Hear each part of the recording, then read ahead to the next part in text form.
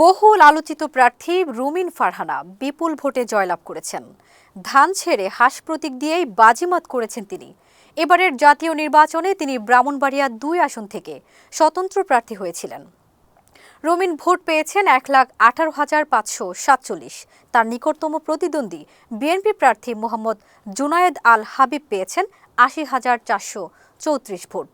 প্রায় ৩৮,০০০-এরও বেশি ভোটের ব্যবধানে তিনি বিজয়ী হয়েছেন।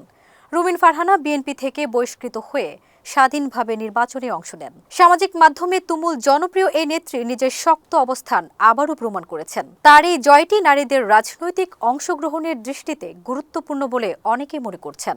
এবারের নির্বাচনে মাত্র ৭ জন নারী প্রার্থী ছিলেন। বিজয়ীদের মধ্যে রুমিন একজন।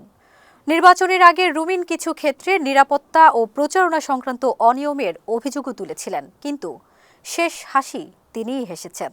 সংসদে তার ঝড় তোলার অপেক্ষায় তার আসনের সাধারণ জনগণ।